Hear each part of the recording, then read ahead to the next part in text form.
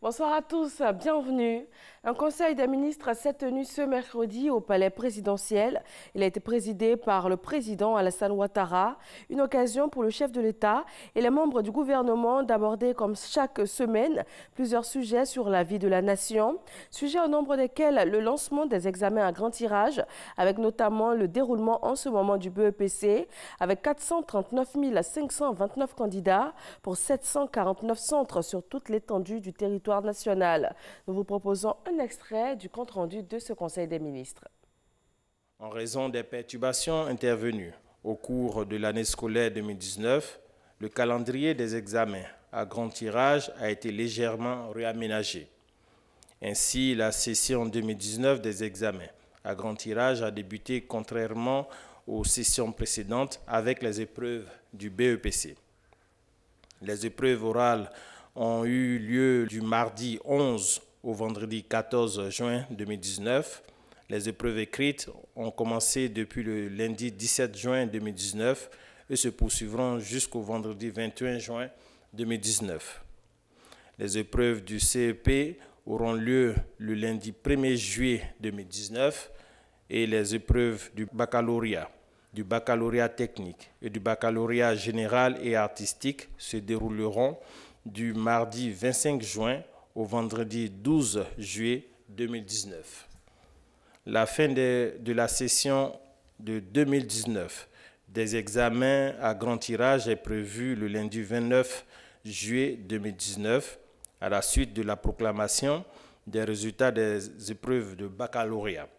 Celles du BEPC et du CEP devant se faire successivement le 9 juillet 2019 et le 15 juillet 2019. À noter que les examens professionnels BEP, BP, BT et CAP ont eu lieu du 11 au 14 juin 2019 et verront leur proclamation le 22 juin 2019. La première dame ivoirienne Dominique Ouattara est arrivée à Mans dans la région du Tongpi. Cette visite s'inscrit dans le cadre de la 6e caravane ophtalmologique initiée par la Fondation Children of Africa. Elle vise à offrir une meilleure vue à des milliers d'enfants issus de cette région de la Côte d'Ivoire.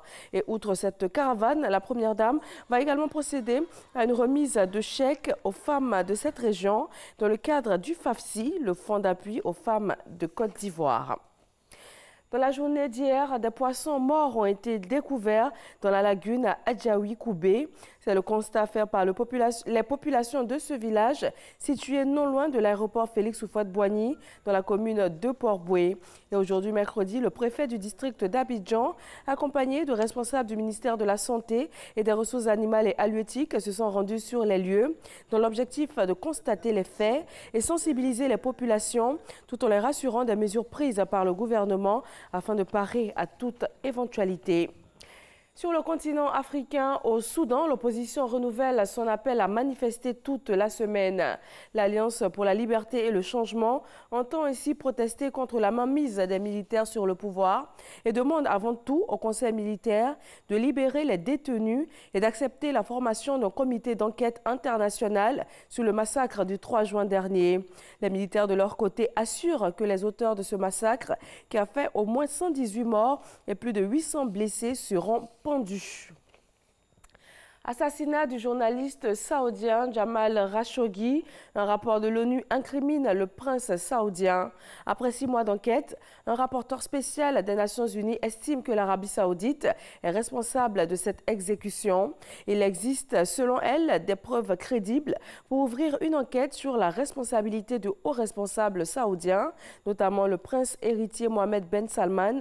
Riyad a rejeté ces accusations, soulignant les contradictions évidentes du rapport qualifié d'allégation sans fondement.